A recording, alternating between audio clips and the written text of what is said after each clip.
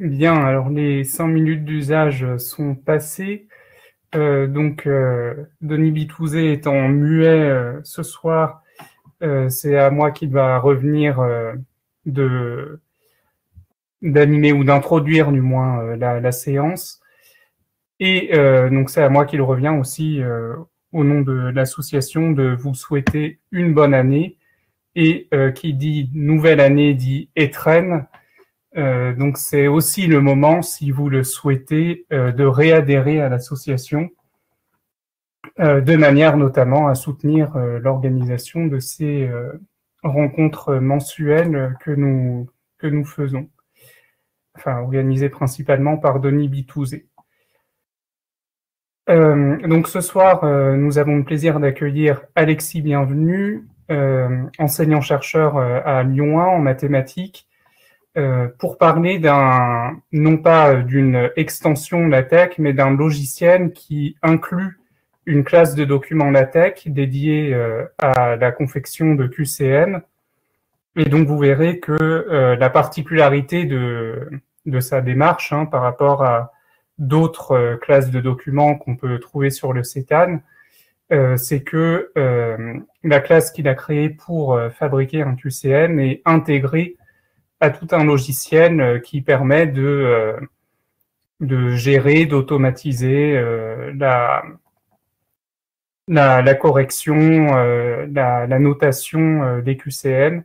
Donc un logiciel qui permet de gérer les QCM, de la conception jusqu'à la correction et même au rendu des copies.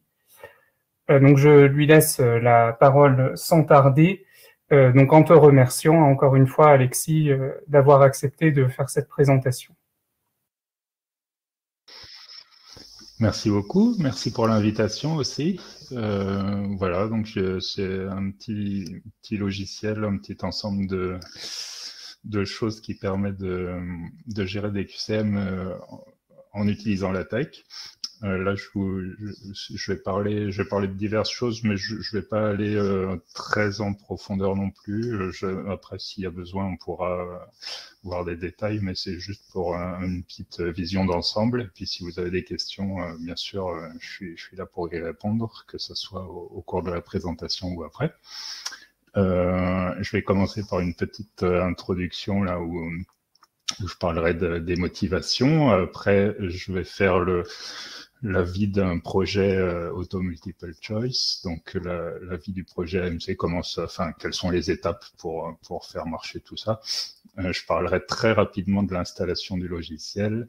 Je parlerai un petit peu des fichiers sources, c'est-à-dire des fichiers qui décrivent le QCM, qui décrivent le sujet qu'on veut faire passer aux étudiants. Je ferai un point un peu plus précis sur comment ça se passe en LaTeX, parce que quand même on est là pour parler un peu de LaTeX aussi. Je parlerai du barème, j'aurai quelques petites extensions bonus, des choses qu'on peut faire qui peuvent être rigolotes. Je parlerai aussi de comment se passe la saisie automatique, et puis une petite conclusion. Allez, c'est parti. Donc l'objectif de tout ce truc-là, c'est de faire passer des petits examens en classe qui sont courts, éventuellement fréquents, avec un retour rapide auprès des étudiants. Et c'est pour ça que moi j'avais besoin d'avoir une majorité de questions QCM. Et puis je voulais faire ça pendant les cours ou en classe, quoi. Et donc j'ai besoin que ce soit sur table, qu'il n'y ait pas besoin d'ordinateur, ça complique un peu les choses. Et j'ai besoin aussi de freiner un petit peu les regards des étudiants un peu à côté, donc d'essayer de faire en sorte qu'il y ait un peu moins de possibilités de triche. Et c'est pour ça que ça m'intéressait d'avoir des questions et des réponses qui sont mélangées. Donc chaque étudiant a sa copie personnelle où les cases ne sont pas mises au même endroit, et donc c'est un peu plus difficile de regarder de travers. J'avais besoin aussi de pouvoir mettre des formules mathématiques parce que je suis enseignant en mathématiques. Et voilà, ça m'intéressait de pouvoir rendre des copies corrigées assez rapidement pour que les étudiants puissent avoir un retour rapide sur leur travail. Voilà, donc ça c'était mes objectifs. Là c'est quelque chose de très différent de ce qu'on peut faire sur Moodle ou etc. ou enfin des QCM qu'on peut passer en ligne. Hein, c'est pas du tout fait pour être passé en ligne, c'est fait pour être imprimé et passé sur table en format papier. Voilà comment se passe le projet, enfin comment on va gérer le projet. Donc là, on a un diagramme un petit peu compliqué, donc on va rentrer un petit peu en détail dans ce diagramme pour voir comment ça marche. La zone qui est rouge, là, le grand rectangle rouge que j'ai mis ici, c'est ce qui se passe à l'intérieur du logiciel AMC. Et puis ce qui est autour, là, c'est des choses qu'on peut faire à l'extérieur du logiciel. Allons-y. Alors, je change ma fenêtre. Voilà, donc on va commencer par la gauche, là, ce qui se passe au début. Donc c'est cette partie-là, c'est les fichiers sources. Ce que j'appelle fichiers sources, c'est juste les fichiers où on décrit le questionnaire qu'on veut faire passer aux étudiants. Ça marche pas ensuite. Voilà. Donc, les fichiers sources peuvent être de deux formats. Donc, il y a un format TXT un peu spécial. Donc, ça peut ressembler à du Markdown, mais c'est pas tout à fait la même chose. Donc, on va décrire sans faire de la tech. Donc, quelque chose d'un peu plus simple, qui est peut-être un peu plus abordable pour ceux qui sont pas habitués à la tech. Mais ce qui va nous intéresser ce soir, bien sûr, c'est le format tech. Donc, on va écrire en LaTeX notre fichier source. Quand on a écrit notre fichier en LaTeX, si on le compile, ça fabrique les sujets. Donc ici, si je peux le compiler, ce fichier tech en dehors d'AMC, et ça va me fabriquer plusieurs sujets, donc autant de sujets que je veux finalement, autant qu'il y en a d'étudiants a priori. Donc ça va faire des sujets qui sont différents parce que les questions, les réponses ont été éventuellement mélangées. Et on voit d'ailleurs en haut, là, il y a des petits codes d'identification qui permettront après d'identifier quel est le sujet qui est en train d'être traité, voilà, qui est en train d'être corrigé, quoi. Donc là, par exemple, j'ai un seul fichier source et puis en le compilant avec LaTeX, quoi, hein, normalement, j'obtiens ces trois et plus, bien sûr, si je veux, j'obtiens des sujets où les questions sont pas forcément dans le même ordre et à l'intérieur des questions, les réponses sont pas forcément dans le même ordre. Voilà. Donc ici, je peux préparer mon sujet. J'ai préparé ma sujet en dehors d'AMC. Je l'ai compilé, j'ai vérifié que ça donnait tout ce que je voulais, que c'était à peu près bien présenté, que les questions étaient bien rédigées, etc. Et à ce moment-là, je vais commencer à créer un projet AMC. Et la première étape pour créer le projet AMC, c'est d'intégrer donc mon fichier de source et de le mettre dans mon projet. Donc je crée un projet avec ce nouveau fichier source qui est donc mon fichier LaTeX. Éventuellement, je peux rajouter bien sûr des images, des choses comme ça, des fichiers annexes, mais voilà. Donc ça, je l'inclus dans mon projet AMC.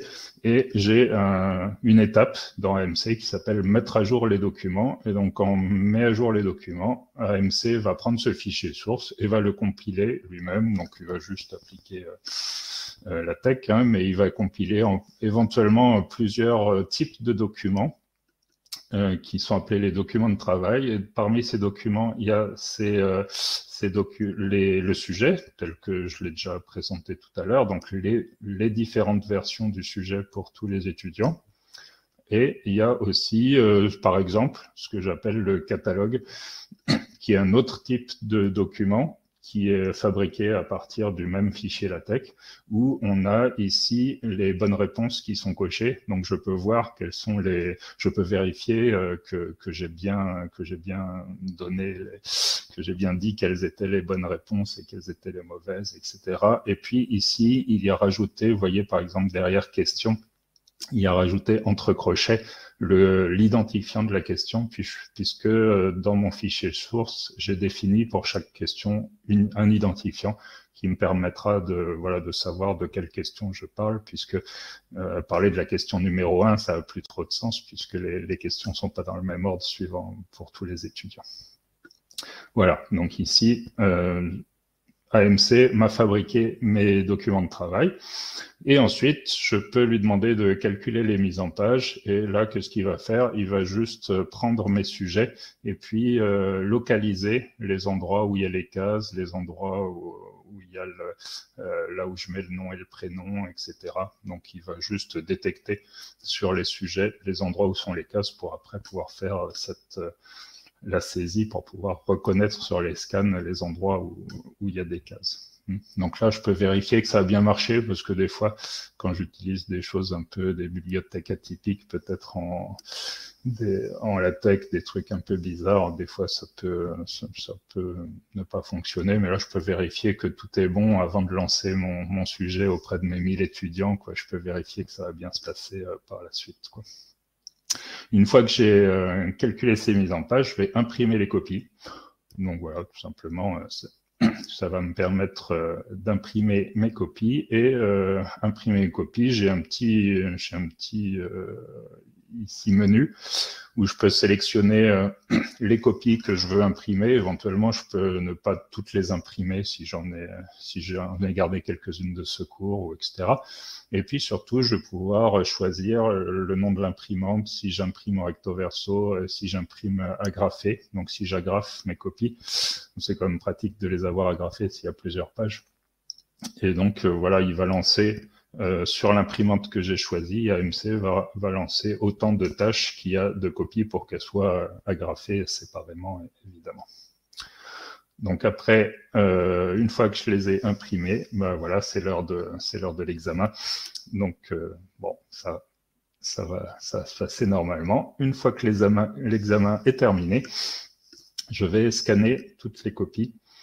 Voilà. Alors quand il y a des agrafes, évidemment, c'est pas très pratique, mais moi j'ai la chance d'avoir au boulot un massicot électrique là, et il va me découper les coins des copies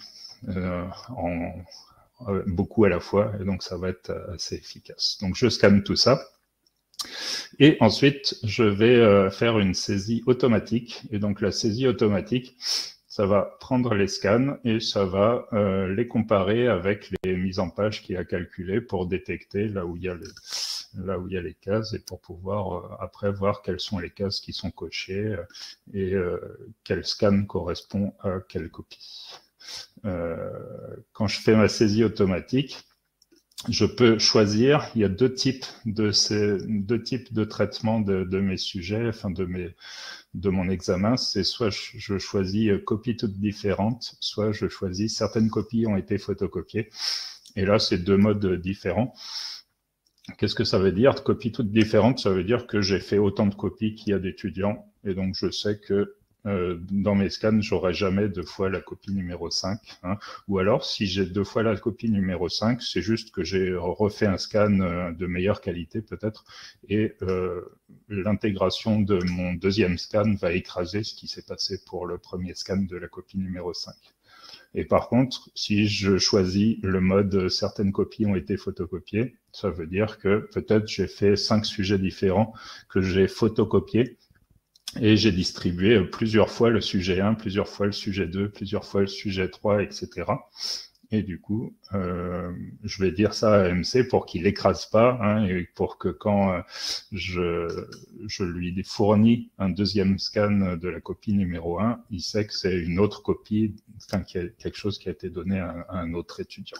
Voilà. Donc ça, il faut que je choisisse comment j'ai fonctionné pour les sujets. Et une fois que la saisie automatique s'est passée, je peux aller voir, par exemple, j'ai deux façons de vérifier que ça s'est bien passé. Je peux aller voir, par exemple, sur une page donnée, ce qui est appelé les zooms. Et donc, les zooms, je vois toutes les cases et je vois les scans des cases. Et puis, je vois comment ça a été catégorisé.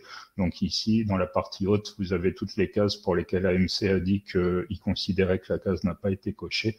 Et en bas, toutes les cases telles que AMC considère que ça a été coché. Et donc là, on voit que ça s'est bien passé. Donc c'est bon, on peut laisser. Et une deuxième façon de voir les choses, c'est de finalement faire une saisie manuelle qu'on peut faire soit pour corriger des endroits où ça s'est pas très bien passé dans AMC, soit carrément, si on veut pas faire de scan, on peut faire aussi comme ça, mais c'est un peu dommage, quoi. C'est quand même fait pour fonctionner à partir des scans. Donc là, par exemple, je vois un scan et je vois les cases qui sont entourées en rouge quand AMC a considéré qu'elles étaient cochées. Donc là, je peux vérifier que voilà, ça correspond bien à ce qui est fait ici sur la copie. Celles qui sont entourées en rouge, c'est vraiment celles qui ont été cochées. Voilà, donc là, j'ai effectué ma saisie automatique. Donc AMC sait quelles sont les cases qui ont été cochées dans les copies que j'ai distribuées puis que j'ai récupérées auprès des étudiants. Et maintenant, c'est la notation. Donc, je vais lui demander de corriger, c'est-à-dire d'affecter une note à chaque copie. Et pour ça, il y a deux choses. D'abord, la première fois, c'est obligatoire, je vais mettre à jour le barème, c'est-à-dire je vais extraire du fichier source le barème et je vais utiliser le barème et les cases qui sont cochées et pas cochées pour fabriquer les notes. Donc voilà, la correction, elle va me fabriquer une note pour chaque copie. Et ensuite, je pourrais, alors une étape que j'ai pas montrée ici dans cette petite présentation, c'est l'étape où je vais associer chaque copie à un nom d'étudiant. Voilà, je peux faire ça, j'ai un fichier CSV avec mes noms d'étudiants et je vais associer chaque copie à un nom d'étudiant. Mais c'est pas obligatoire, je peux garder ces copies avec les numéros. Donc voilà, ça c'était la mise à jour du barème, la correction, et maintenant je peux exporter, je peux produire les documents qui vont me servir à la fin, qui sont ici les notes. Donc j'ai un classeur que je peux ouvrir avec OpenOffice, LibreOffice, et puis j'ai les copies corrigées que je peux redistribuer aux étudiants, donc des copies corrigées sous forme de fichiers PDF que je peux distribuer aux étudiants, soit je peux les envoyer par mail si j'ai des adresses mail, soit après on peut utiliser d'autres systèmes pour arriver à mettre ça à disposition des étudiants. Là, vous voyez par exemple la copie de Jojo Boulix, voilà, elle a été annotée, c'est-à-dire là où l'étudiant a mis une croix mais il fallait pas le mettre, ça a été entouré en rouge. Là où l'étudiant n'a pas mis de croix mais il fallait en mettre, il y a une croix qui est mise en rouge. Et puis là où l'étudiant a mis des croix et que c'était bon, les croix sont mises en bleu pour dire voilà, vous avez coché, ça a été considéré comme coché et c'était bien. Donc voilà. Puis il y a des notes qui correspondent à chaque question, à côté des questions, et puis une note générale qu'on peut mettre tout en haut ici. Voilà. Donc ça, je peux rendre ceci aux étudiants. Voilà, donc ça c'est comment ça se passe d'un point de vue général dans AMC pour gérer ce qui est appelé un projet, qui est voilà un examen quoi en fait. Et tout ce qui concerne cet examen, ça sera mis dans un répertoire. Et donc, ce répertoire contient toutes les informations qui concernent cet examen, les notes, les copies, les données, etc. Et donc, si je prends ce répertoire et que je le copie sur un autre ordinateur, je pourrais gérer mon projet à partir d'un autre ordinateur. Ou si je prends ce répertoire et que j'en fais un fichier zip, une archive, je pourrais le garder dans un coin. Et puis, si j'ai peur de faire des bêtises après, je peux garder dans un coin ce répertoire et puis le reprendre à un autre moment si j'ai besoin. Voilà, donc ça c'était la première partie sur la vie du projet. Voilà comment ça se déroule. On va maintenant jeter un tout petit coup d'œil sur l'installation de logiciels. Alors en fait, moi je travaille uniquement avec Linux et puis tout ce qui a été fabriqué ici, c'est vraiment très lié au logiciel libre, hein, puisque c'est basé sur plein de logiciels libres, dont LaTeX, par exemple. Donc ici, ça sera facile d'installer plutôt facile d'installer le logiciel sur Linux. Il y a des paquets officiels dans pas mal de distributions. Il y a un PPA sur Ubuntu avec des versions différentes, si on veut une version plus à jour. Il y a OpenSUSE Build Service qui propose des paquets de plusieurs distributions aussi qui sont fabriqués. Voilà. Donc ça, c'est assez simple. Hein. Vous utilisez votre interface pour installer des paquets sur votre distribution Linux et ça installera assez facilement. Sur Mac OS X, il y a deux gestionnaires de paquets qui permettront d'installer AMC. Il y a MacPort et Homebrew. Il me semble que sur Homebrew, c'est plus très à jour. Enfin, ça fait longtemps que ça n'a pas été changé. Mais voilà, donc ça donne deux manières de le faire. Ça, je maîtrise pas du tout. C'est des personnes qui utilisent Mac OS X qui ont mis ça au point. Et sur Windows, il y a plusieurs, il n'y a pas de formule magique. Enfin, c'est pas fantastique. On peut utiliser WSL ou utiliser d'autres systèmes qui vont en fait virtualiser et qui vont faire tourner dans Windows une petite machine Linux d'une certaine manière. Hein, et c'est comme ça qu'on va s'en sortir. Voilà. Donc ça, à voir si vous pouvez voir des détails. Hein, là, il y a des liens que vous pouvez retrouver dans les présentations à laquelle vous avez accès. Une petite remarque en passant, c'est que donc pour fabriquer le fichier LaTeX, on va en parler bientôt, qu'on fabrique pour décrire le sujet, il utilise un style automultiplechoice.st que j'ai pas mis dans ces temps parce que en fait, quand je change de version d'AMC, des fois, il faut que la version du style du paquet LaTeX corresponde bien à la version d'AMC qui est installée chez soi. Et donc, ça pose un peu des problèmes si je le mets dans ces temps et que je dis qu'il faut utiliser telle ou telle version. J'ai trouvé que c'était un peu plus compliqué. Donc voilà, ça veut dire que dans les paquets qui sont mentionnés là, quand vous installez AMC, vous installez aussi le paquet LaTeX qui permettra de faire fonctionner les choses. A priori, tel que c'est fait, quand vous changez de version d'AMC, ça va remarcher. Vous pouvez reprendre un ancien projet et le faire fonctionner et ça devrait bien se passer, normalement. Après, il faut peut-être éviter quand même de jouer avec le feu et de changer la version d'AMC en plein milieu d'un examen, mais normalement, on peut faire ça et ça va bien se passer. Voilà, donc pour le fichier source, par exemple, donc en ce qui concerne le format TXT, donc voilà, par exemple, une façon de décrire le sujet que j'ai déjà montré. Non, c'est pas le même d'ailleurs, c'est un autre. Enfin voilà, un sujet. Donc on donne un titre. On dit ici, j'ai mis code 2.8 pour dire qu'il y a un numéro d'étudiant à 8 chiffres.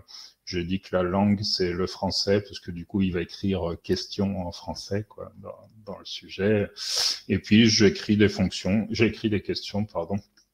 Donc, en faisant commencer par une étoile, une question simple, c'est-à-dire une question qui n'a qu'une seule bonne réponse, et 2 étoiles, des questions multiples, donc qui peuvent avoir une ou plusieurs bonnes réponses. Voilà. Puis il y a des options qu'on peut mettre, etc. Et puis on met les réponses en mettant des plus quand c'est une bonne réponse et des moins quand c'est des mauvaises réponses. Donc vous voyez, ça donne un fichier texte qui est quand même assez simple, et donc des gens qui sont pas spécialistes de la tech peuvent se débrouiller aussi avec AMC, ou des gens qui veulent pas se mettre à la tech peuvent aussi se débrouiller avec AMC.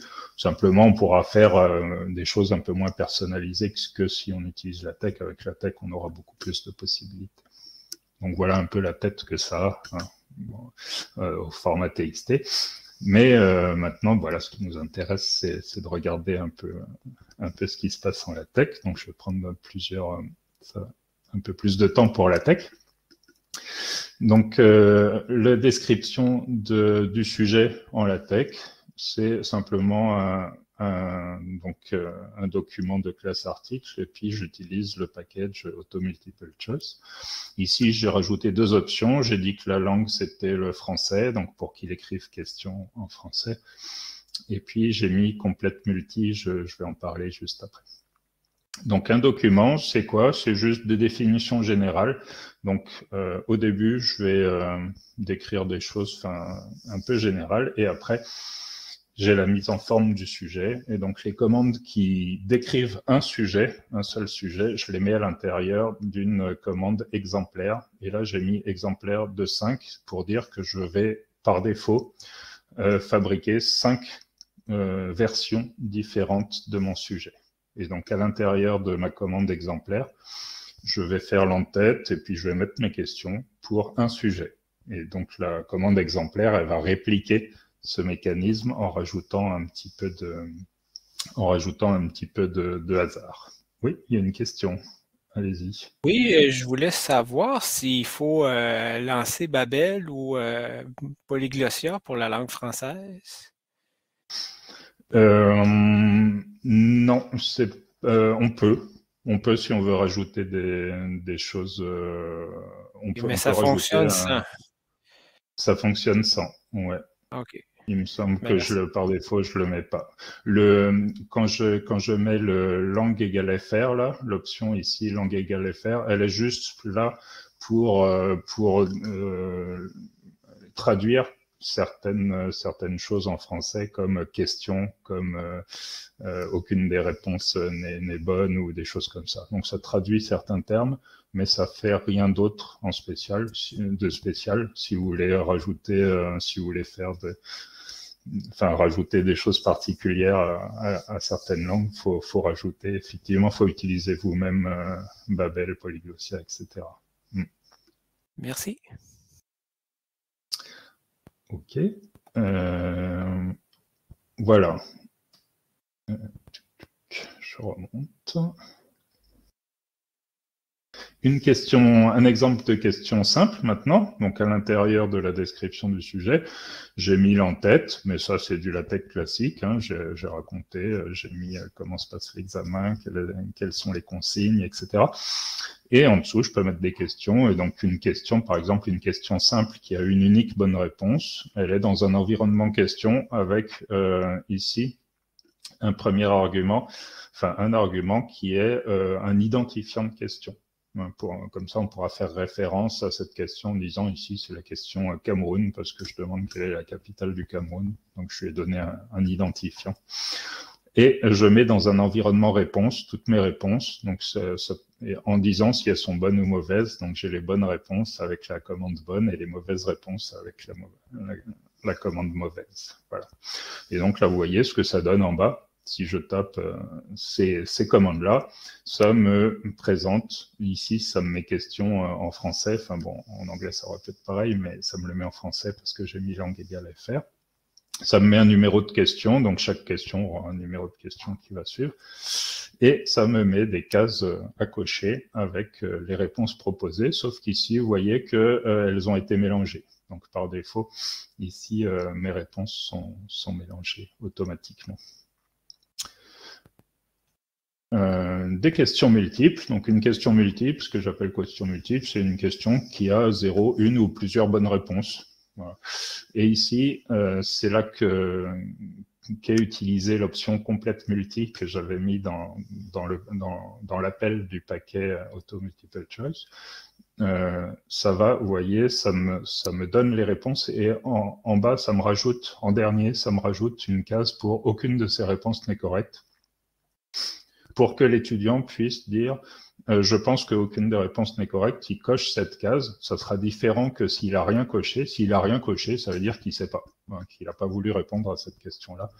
Mais s'il veut dire qu'aucune des réponses proposées n'est bonne, eh ben, il ira tout simplement cocher cette dernière case qui est aucune des réponses n'est correcte. Donc sinon, le reste, c'est pareil. Donc là, la différence pour dire que c'est une question multiple, c'est qu'on a utilisé l'environnement question mult au lieu d'utiliser l'environnement question, mais tout le reste, c'est exactement pareil. Et pour dire aux étudiants quelles sont les questions simples et quelles sont les questions multiples, les questions multiples, il y a un petit symbole qui est rajouté. Ici, c'est un trèfle, mais on peut bien sûr modifier si on a envie de mettre autre chose. Mais par défaut, AMC, enfin, le paquet Auto Multiple Choice dans la tech va rajouter un petit trèfle pour les questions multiples. Mais sinon, ça se passe de la même façon que pour les questions simples. Voilà, il y a plusieurs façons d'organiser les réponses. Vous avez vu que dans les deux exemples précédents, par défaut, les réponses elles sont voilà, une ligne pour chaque réponse ou plusieurs lignes, mais elles sont mises verticalement. Par exemple, si on a des réponses très courtes, on peut les organiser horizontalement comme ça. Donc à ce moment-là, on ne mettra pas réponse, mais réponse horizon comme environnement pour dire que on les veut horizontalement. Une autre façon, si on a des réponses qui sont pas trop grandes, mais etc., on peut les mettre dans un environnement multicol pour dire on organise nos réponses en plusieurs colonnes. À ce moment-là, on met l'environnement réponse à l'intérieur de l'environnement multicol. Mais là, si on les veut tout horizontalement, on les met comme ça. Et on peut rajouter l'option O ici à réponse ou réponse horizon qui dit que je vais les garder dans l'ordre. Je ne vais pas mélanger ces questions. En général, quand on a, je vais pas mélanger les réponses, pardon. Je vais pas mélanger les réponses. Et en général, quand on a une question avec des valeurs numériques comme réponse 1, 2, 3, 4, 5, ça fait un peu bizarre de mélanger les réponses 1, 2, 3, 4, 5. Hein. Bon, donc on peut demander à ce qu'elles soient gardées dans l'ordre et qu'elles soient jamais mélangées en rajoutant cette petite option O ici de l'environnement réponse ou réponse horizon. Voilà. Il y a des types de questions un peu différentes. Des fois, on peut faire des questions ouvertes. Donc, on va demander aux étudiants de rédiger un petit peu. Et c'est l'enseignant qui va noter. Et donc, l'enseignant va cocher, c'est l'enseignant qui va cocher les cases pour dire est-ce que c'est bon, est-ce que c'est mauvais, et associer des points aux différentes cases qu'il a choisies. Donc là, on va fabriquer un environnement question, toujours pareil. On écrit le texte qui est la question, et on va utiliser AMC Open qui va fabriquer un cadre avec des lignes ici et mettre ici en argument la définition des cases. Donc ici j'ai une mauvaise réponse qui est M et puis une bonne réponse qui est B. Voilà, donc comme ça, je sais que si j'ai coché B, ça va me donner des points. Puis on verra après, on peut rajouter des barèmes pour dire ça c'est une case qui va me rapporter tant de points, ça c'est une case qui va me rapporter tant de points, etc. Voilà, donc ça permet d'avoir un peu quand même des questions ouvertes, mais du coup, évidemment, ça demandera une intervention manuelle de l'enseignant, soit avant de scanner, donc je prends mes copies et puis je coche les cases suivant ce qui a été fait, soit après avoir scanné, en reprenant la saisie manuelle et puis en allant voir toutes les occurrences d'une question donnée pour le faire sur l'écran, quoi. Les deux sont possibles. Maintenant, on va parler des groupes de questions. Pour l'instant, j'ai parlé de l'environnement question qui va faire des questions. Mais les groupes de questions, c'est ça qui va permettre de mélanger les questions entre elles. Donc pour l'instant, les questions ne sont pas mélangées, mais juste les réponses sont mélangées par défaut à l'intérieur des questions. Et pour ça, on va créer des groupes de questions. Et là, je vous donne un petit exemple, parce qu'en fait, les groupes qu'on fabrique avec AMC ou avec donc le paquet LaTeX Auto Multiple Choice, ces groupes, ça peut être des groupes de n'importe quoi.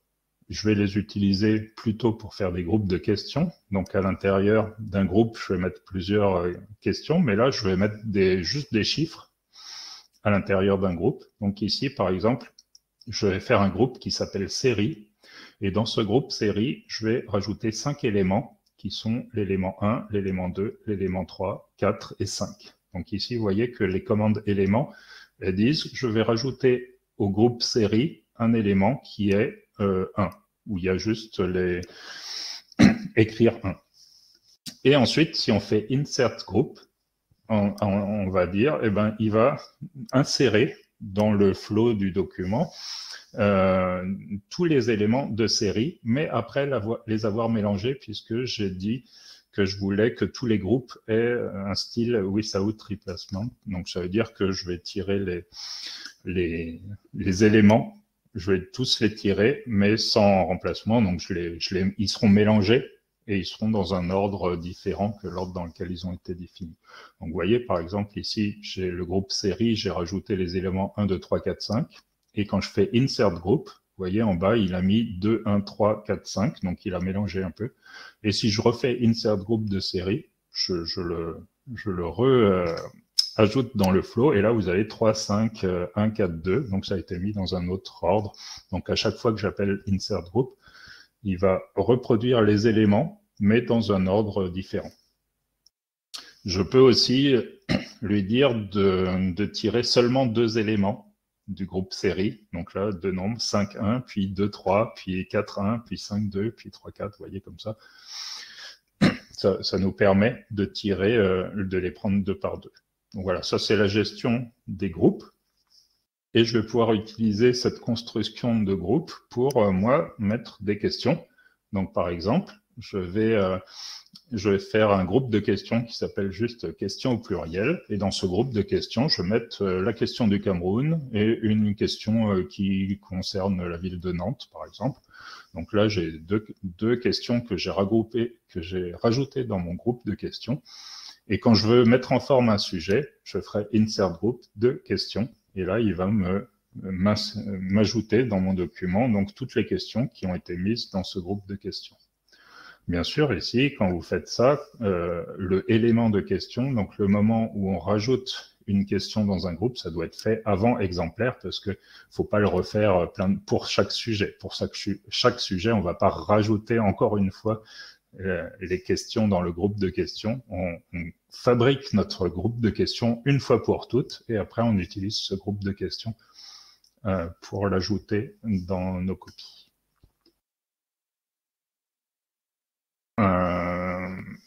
Une fois qu'on fait tout ça, il y a aussi une autre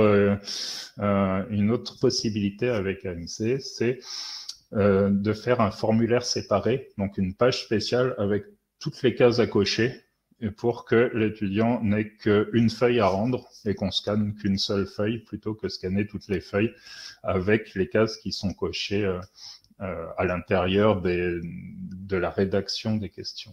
Donc, si on utilise l'option de paquet ensemble, ça fait ça. C'est-à-dire, ça va écrire toutes les questions, mais cette fois-ci en mettant des lettres à l'intérieur, A, B, C, D, E, F.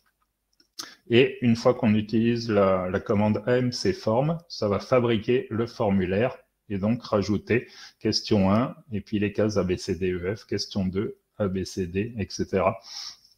Et donc, l'étudiant aura juste à cocher. Et ici, il faudra les remplir complètement pour faire bien la différence entre les lettres qui sont inscrites à l'intérieur et juste des traits, quoi. Donc, on demandera plutôt aux étudiants de noircir les cases totalement. Et donc là, il va noircir les cases qui correspondent à la réponse qu'il a donnée. Donc, l'avantage de ce système, c'est que vous avez qu'une seule feuille, une seule page à scanner à la fin. Et l'inconvénient, c'est que ça peut, c'est plus compliqué pour l'étudiant de repérer. Là, c'est A qu'il faut, etc. C'est plus facile de cocher des cases à l'intérieur des questions que de les cocher ici à la fin. Mais voilà, c'est possible de faire de cette manière-là.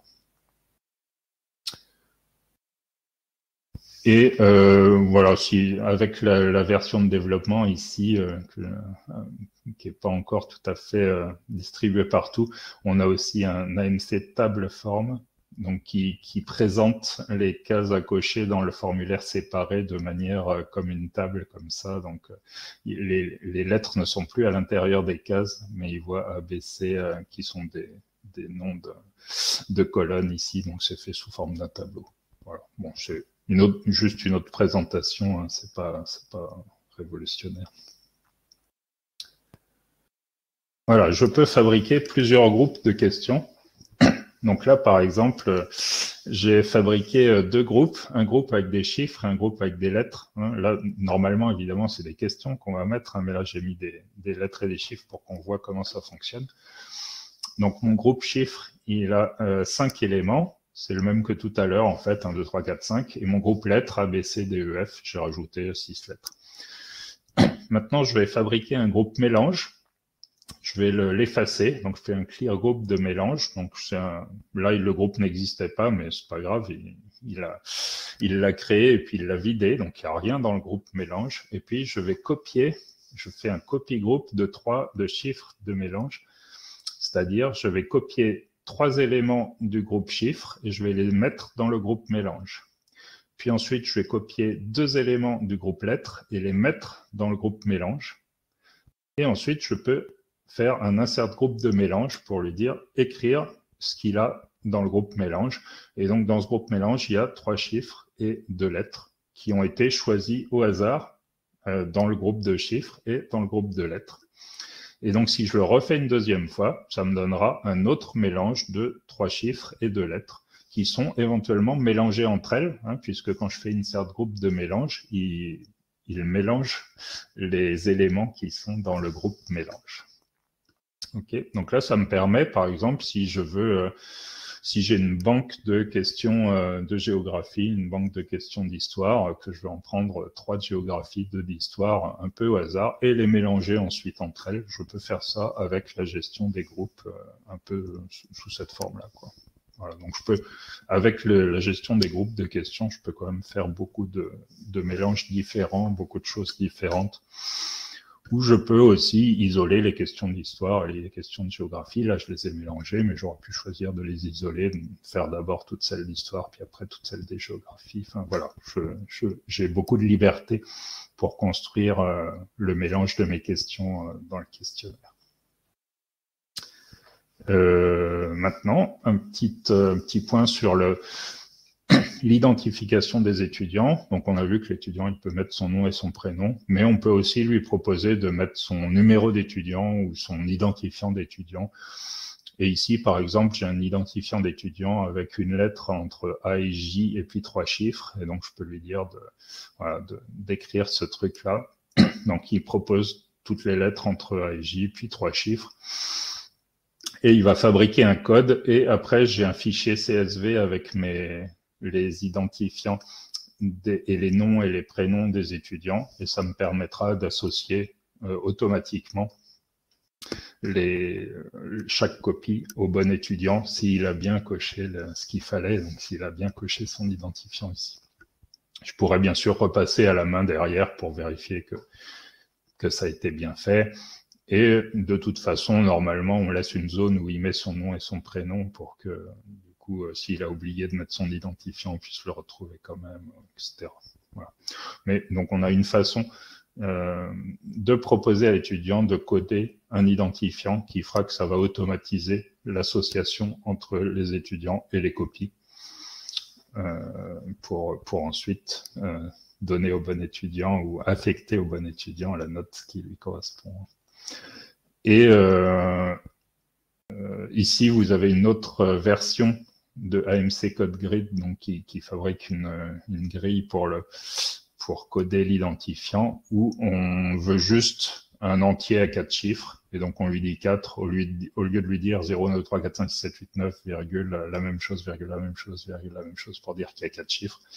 Voilà, une version un peu plus rapide pour dire je veux juste un code à 4 chiffres. Mais là, on a pu faire aussi des identifiants qui mélangent des lettres, des chiffres ou qui sont fabriqués d'une autre manière. Et enfin, donc il y a, c'est très conseillé de mettre toujours un nom et un prénom quelque part, enfin un endroit pour que l'étudiant marque son nom et son prénom. Et on encadre ça dans la commande champ nom pour qu'AMC sache à quel endroit l'étudiant a mis son nom et son prénom. Et comme ça, il pourra afficher ça quand on fait l'association entre les copies et les étudiants pour vérifier. Il pourra afficher juste la zone où il y a marqué le nom et le prénom pour chaque copie.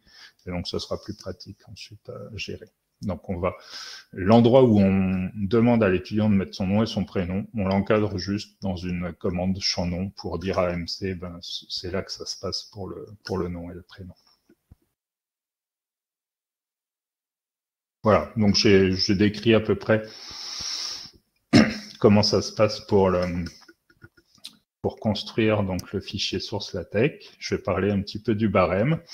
Pour les questions simples, C'est tout simple. En fait, je rajoute derrière les réponses, donc derrière bonne ou mauvaise, le barème, c'est-à-dire, en fait, le barème ici, c'est juste le nombre de points que je vais affecter à une réponse. Donc ici, par exemple, quelle est la capitale du Cameroun? J'ai décidé que si l'étudiant coche, l'étudiant, il va cocher forcément une seule réponse, parce que là, c'est une question simple, hein. Et donc, s'il coche Yaoundé, je vais lui donner 2 points parce que c'est la bonne réponse. S'il coche Douala, je vais quand même lui donner 1 point parce que, bon, allez, c'est la capitale économique, c'est pas trop grave, il a quand même 1 point. Et puis, s'il met Brest, je vais lui donner des points négatifs parce que, quand même, là, je pense qu'il a plutôt répondu au hasard. Il devrait savoir que Brest, c'est pas au Cameroun. Voilà, donc c'est facile. Le barème pour une question simple, de toute façon, c'est chaque réponse, on lui affecte un nombre, un score, un nombre de points qu'on va affecter si l'étudiant a coché cette réponse. Par contre, pour les questions multiples, c'est un peu plus compliqué puisqu'il y a toutes les combinaisons qui sont là. Par défaut, ce qui se passe, donc si on met aucune fonction barème, ce qui se passe, c'est qu'une réponse rapporte 1 point si elle est correctement traitée. Donc si une bonne réponse est cochée, elle rapporte 1 point. Si une mauvaise réponse n'est pas cochée, elle rapporte aussi 1 point. Et donc au total, vous avez autant de points. Si vous répondez tout juste, vous avez autant de points que le nombre de réponses. Ça, c'est ce qui se passe par défaut. Mais on peut changer ce comportement avec la fonction barème. Ici, par exemple, je vous donne quelques exemples de ce qui peut être fait, mais on peut faire des choses plus compliquées. Si je veux qu'une réponse correctement traitée rapporte 2 points, mais qu'une réponse mal traitée enlève 1 point, et que j'ai un plancher à moins 2 points, qu'on puisse jamais aller en dessous de moins 2 points, je vais écrire barème de B égale 2, M égale moins 1, P égale moins 2. Voilà, donc le nombre de points affectés à une réponse correctement traitée, 2, le nombre de points affectés à une réponse mal traitée, moins 1, et le plancher. Et puis, j'ai un barème spécial O égale 3 que j'aime bien utiliser, moi, qui est dit, je donne 3 points si tout est bon, et si il y a une réponse, et pour chaque réponse mal traitée, c'est-à-dire cochée quand elle devrait pas ou pas cochée quand elle devrait l'être, eh bien, j'enlève 1 point. Donc ça, c'est le barème O égale 3 ou O égale 2 ou 4 ou ce qu'on veut. Mais ça, c'est le maximum et j'enlève 1 point à chaque fois qu'il y a quelque chose qui ne va pas pour chaque réponse. Et j'ai un plancher à 0, donc ça passe pas en dessous de 0. Il y a certains enseignants qui aiment bien regarder, donner un nombre de points qui est le nombre de bonnes réponses cochées moins le nombre de mauvaises réponses cochées divisé par le nombre de bonnes réponses. Voilà, ça donne, c'est un barème sur 1 point qui compte 1 point par bonne réponse cochée, enlève 1 point par mauvaise réponse cochée et divise le tout par le nombre de bonnes réponses. Voilà, bon, il y en a qui aiment bien ça. Et puis il y a des arguments spéciaux, un peu spéciaux. Il y a V. Donc V, c'est le nombre de points qu'on affecte si rien n'a été coché dans la question. Donc aucune réponse. Par défaut, c'est 0, mais si on veut mettre moins 1 point quand il n'y a pas eu de réponse, on peut. Et E, c'est ce qui se passe quand il y a eu une erreur, quoi. Enfin, quand il y a une réponse qui n'est pas cohérente. Donc par exemple, quand on a coché plusieurs cases dans une question simple, donc là, c'est pas cohérent, ou quand on a coché aucune de ces réponses n'est correcte, mais qu'on a aussi coché une des réponses justement au-dessus. Donc là, à ce moment-là, on lui affectera le nombre de points qui est l'argument E, qui par défaut est 0. Donc par défaut, on a 0 point dans ces cas-là. Voilà, on peut aussi fixer des barèmes par défaut. Donc, on met au tout début de notre document LaTeX, quoi, barème défaut pour une question simple, barème par défaut pour une question multiple. Voilà. Et puis, dans AMC, c'est un peu fixer les barèmes, c'est pas forcément des fois, c'est pas si simple que ça de faire exactement ce qu'on veut. Donc, dans AMC, vous avez une fenêtre qui est là pour tester les barèmes. Donc, vous cochez, puis vous voyez, il vous dit à la fin, si ça a été fait comme ça, avec des arguments de la fonction barème qui sont comme ça, et si c'est coché ici, il vous donne ici le score final. Et donc, vous pouvez tester que vous obtenez bien les scores que vous voulez en fonction de si l'étudiant a coché ou pas coché à chaque réponse. Voilà, ça peut aider un petit peu à concevoir des barèmes.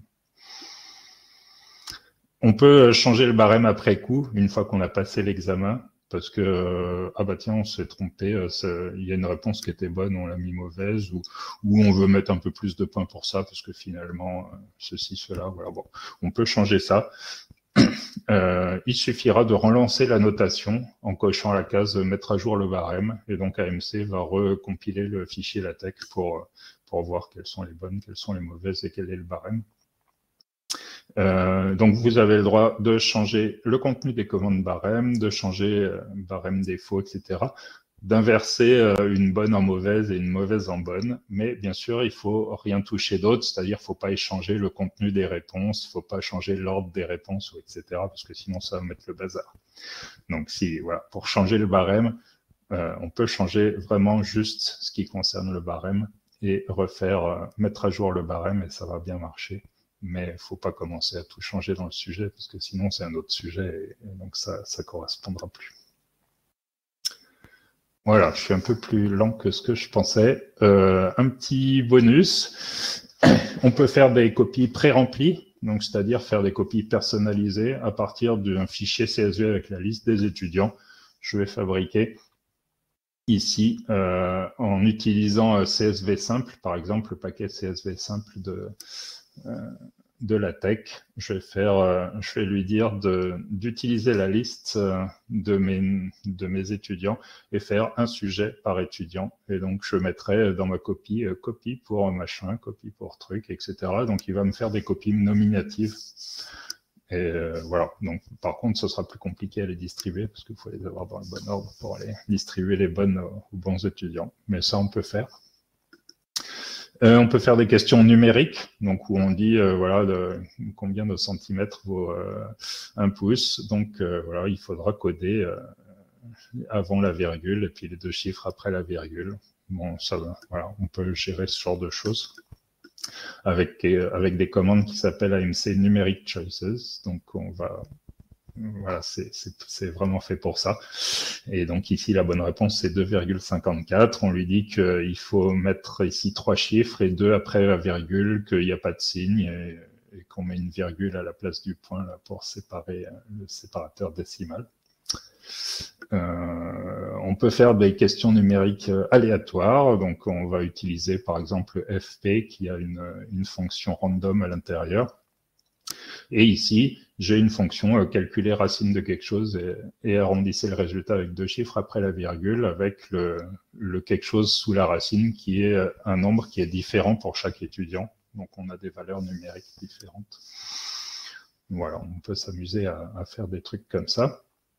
On peut faire des formulaires qui ressemblent un peu à des sondages ou des choses comme ça, donc qui sont plus ici des examens. Donc, avec une extension qui a été implémentée par Claudia Salbach. Voilà.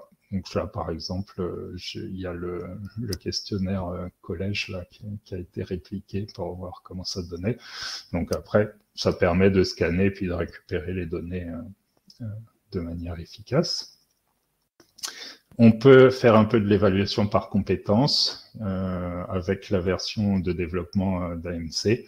Là, on aura besoin d'un fichier annexe qui va décrire les compétences et qui va affecter, qui va dire la compétence savoir calculer la somme de nos nombres à 2 chiffres. Par exemple, c'est toutes les questions qui soit commencent par ADD2 2 points, soit la question qui a pour identifiant somme de CH, voilà. Donc, et puis il y a des niveaux à partir de 75%. Je dirais que c'est très bonne maîtrise. J'aurai des couleurs. Enfin voilà, je peux décrire toutes mes compétences et du coup, ça va me faire un fichier en sortie où j'aurai les compétences, est-ce qu'elles sont acquises ou pas, et ça sera indiqué sur la copie corrigée. Il y aura marqué voilà sur telle compétence, il y a tel niveau, etc. Voilà, je passe rapidement, mais on peut faire ça. Et je finis par un petit chapitre sur les dessous de la saisie automatique. Comment ça se passe, la saisie automatique, quand je fournis un scan à AMC, comment il fait pour le traiter. il commence par découper le fichier en un fichier par page qui met sous forme d'image matricielle, bien sûr, pas vectorielle, et en noir et blanc, pas en niveau de gris. Donc, il va faire ce travail-là. Donc, finalement, comme il fait ça à partir du fichier que vous lui transmettez, autant lui transmettre quelque chose qui est déjà sous ce format-là. Et c'est pour ça que moi, quand je mets mes sujets remplis dans le scan, je lui dis directement de faire des fichiers TIFF avec un fichier par page en noir et blanc. Et puis, je mets 200 ou 300 dpi, mais ça, c'est en votre scan. Donc, je lui dis déjà de faire un fichier par page parce que de toute façon, AMC, il va découper en un fichier par page. Donc, autant que ce soit déjà comme ça à la base. Mais si vous ne pouvez pas, tant pis. Hein, AMC va découper votre fichier en un fichier par page. Ensuite, AMC va enlever tous les traits qui sont fins et remplis. Donc, par exemple, là, vous voyez, c'est la copie qui a été renvoyé par André. André, il a mis une petite annotation, il a fait des petits dessins, là, bon, on a le droit, c'est pas gênant. Il a coché des cases. Comment on va faire AMC? Il va enlever tous les traits fins et il va remplir un peu les trous. Donc, vous voyez le cœur qui est en haut à droite, il est un peu rempli, là, et il y a pas mal de traits fins qui ont disparu. OK? Une fois qu'il a fait ça, vous voyez que, par exemple, la marque de coin, là, le rond, il a été rempli là, par ce traitement.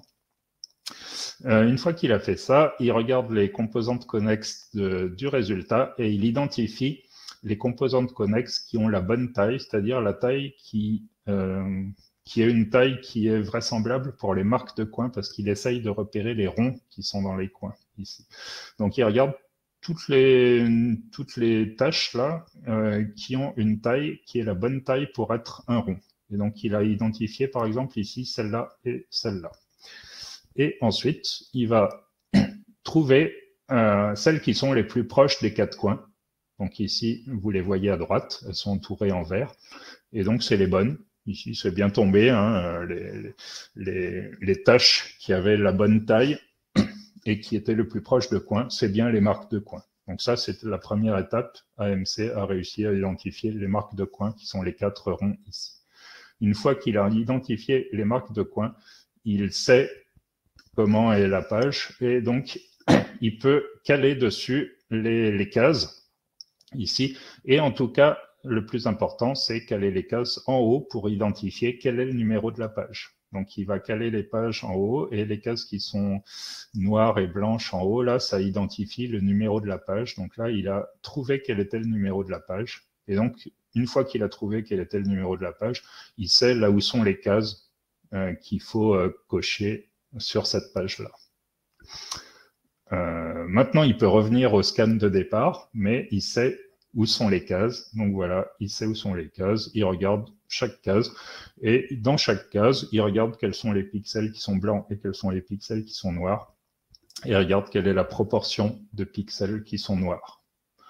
Et en fonction de cette proportion, il va dire si la case est cochée ou pas cochée. Donc ici, vous avez un exemple. Dans les zooms, on voit en fait ce qu'il a mis à droite de chaque case, c'est la proportion de pixels noirs. Donc ici, 0 quand il n'y a rien, et puis 0,18, 0,18 pour celle où il y a des croix là, puis 0,145. Ici, j'ai mis un seuil de 0,15, donc j'ai dit à partir de 0,15, elles seront considérées comme cochées, mais on voit que c'était peut-être pas tout à fait suffisant pour ce scan.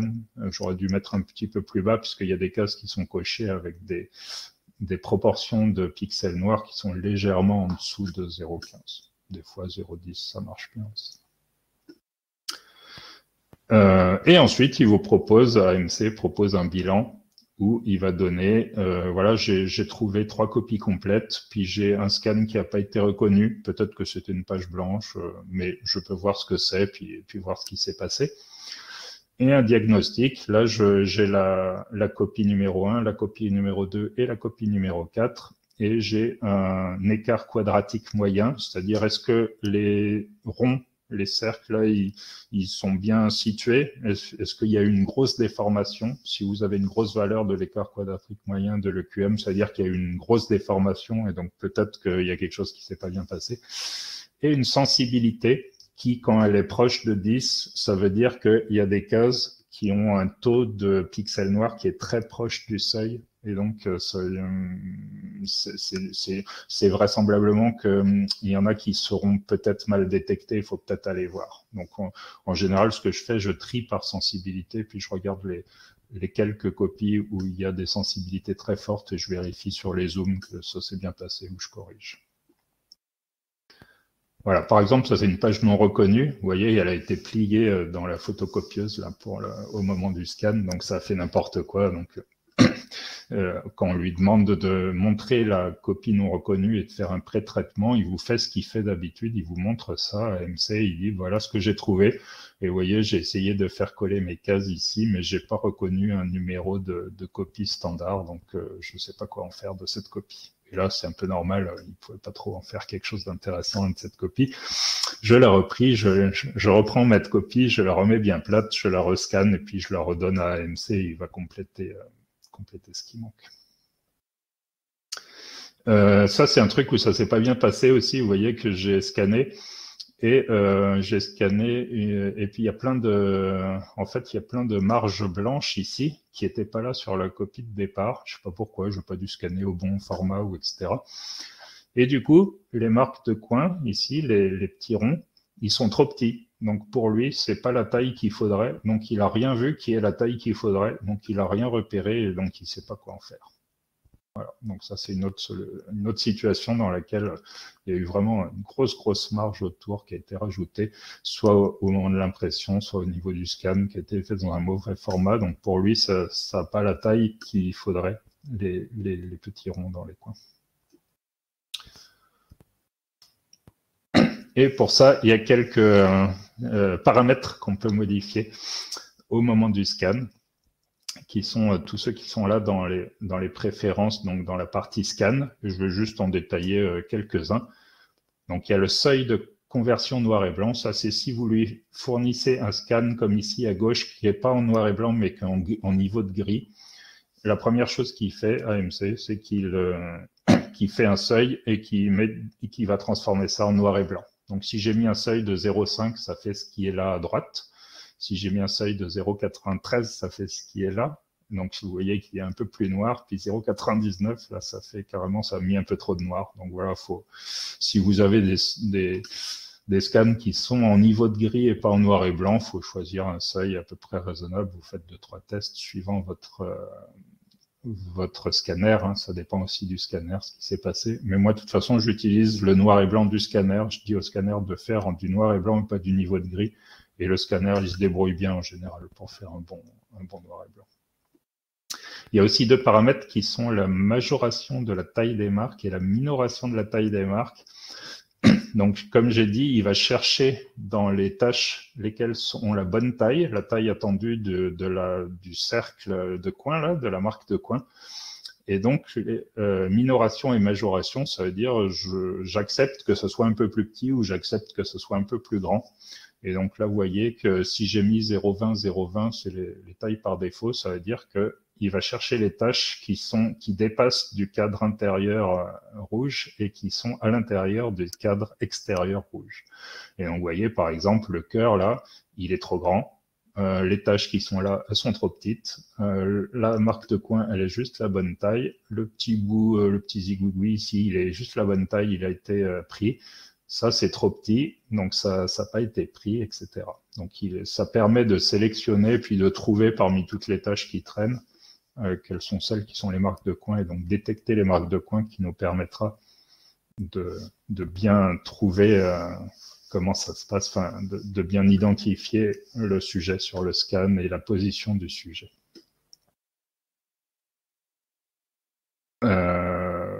Par exemple, une situation où il faudra un peu peut-être modifier ces paramètres, c'est si à l'impression vous avez rajouté beaucoup de marge, parce que des fois les impressions font ça. À ce moment-là, on va rajouter un petit peu la minoration, on va passer à 0,30, 0,40 dans la minoration pour lui dire accepte que ça soit plus petit que ce que tu veux, quoi. Ça permettra de se débrouiller quand il y a eu vraiment un moment où on sait que nos scans, ils ont rajouté plein de marges blanches, soit l'impression, soit le scan, et qu'on veut quand même que ça marche. Et enfin, ou j'en ai peut-être d'autres après, pardon, la proportion des cases à mesurer. qui est 0,8 par défaut. Ça veut juste dire que il va mesurer les pixels blancs et noirs, il les regarde non pas dans la case, mais dans une... Il va réduire un petit peu l'espace, hein, il va regarder pas dans la case complète, mais dans une petite partie de la case. Ça lui permet, comme c'est jamais calé bien exactement, ça lui permet de pas mesurer le bord de la case, quoi. Vous voyez, là, c'est ce qu'il va mesurer, c'est le cadre qui est rose ici.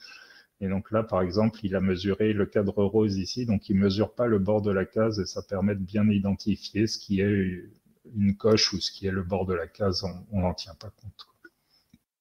Donc s'il y a beaucoup de déformations dans vos scans, peut-être qu'il faut réduire un tout petit peu ce truc-là parce que peut-être que les bords de la case vont être pris en compte alors qu'on ne voudrait pas qu'ils soient pris en compte dans le comptage des pixels noirs et blancs. Mais bon, tout ça, tous ces paramètres, les paramètres par défaut, en général, fonctionnent à peu près. Et enfin, il y a le seuil de noirceur et seuil de noirceur supérieur. Donc ça, d'ailleurs, AMC, en dessous de ce seuil de noirceur, en dessous de ce seuil, les cases seront considérées comme pas cochées et au-dessus de ce seuil supérieur, les cases seront considérées comme n'étant pas cochées non plus. Là, vous voyez des exemples que j'ai donnés. Donc, par exemple, si j'ai choisi... quel est l'intérêt d'ailleurs du seuil de noirceur supérieur? Moi, je le mets à 1, c'est-à-dire qu'il n'y a pas de seuil à partir duquel ça sera plus considéré comme coché. Mais certains enseignants disent, donnent comme consigne aux étudiants, vous mettez une croix et si vous voulez annuler cette croix, finalement, c'est pas bon, bah vous remplissez complètement et si vous remplissez complètement, ça compte comme si c'était pas coché. Okay. Mais si on le met à 1, ça veut dire qu'il y a un système là. Et donc là, j'ai essayé plein de choses là pour voir un peu ce que ça donne dans les proportions de pixels noirs. Et voilà, on voit un peu et on peut fixer. Après, faut voir suivant les scanners. Peut-être des scanners font des choses un peu différentes, mais ça donne comme ça. Et là, par exemple, sur 0203, là, vous voyez, une case, c'est un étudiant qui a mis du blanc sur une case parce que il avait coché, mais il pensait que finalement, il fallait pas la cocher. Il a mis du blanc et il a redessiné la case. Et en général, quand il redessine la case, il la redessine pas exactement là où il faut et ça compte comme étant coché. Donc, c'est là que je dis aux étudiants, si jamais vous mettez du blanc sur toute la case, mais surtout, vous la redessinez pas parce que ça va perturber le processus, quoi. Et voilà, petite conclusion rapide. Je donne quelques pointeurs. J'ai un site où j'ai des modèles de fichiers sources. Vous pouvez voir ce que ça donne. Et voilà. Il y a des forums sur le site d'AMC. Il y a des bugs aussi sur le site d'AMC. On peut déclarer des bugs ou voilà, dire quelque chose qui ne marche pas. Et on peut, bien sûr, il y a un dépôt GitLab où on peut proposer des évolutions de code. Et alors bon, c'est pas programmé de manière forcément super lisible. Je suis pas un informaticien, donc bon, je sais pas. Mais si jamais vous voulez regarder un peu et proposer des améliorations, bien sûr, ce sera avec plaisir. Et aussi, si vous voulez proposer des modèles de fichiers, il y a un modèle qui donne quelque chose d'un peu particulier, un rendu un peu particulier ou qui fait des questions un peu particulières, vous trouvez que c'est intéressant, vous pouvez les proposer aussi sur ce... Pour le temps que j'ai pris, qui était plus long que ce que j'avais un peu prévu, je suis trop bavard et je suis à votre écoute pour vos questions éventuelles.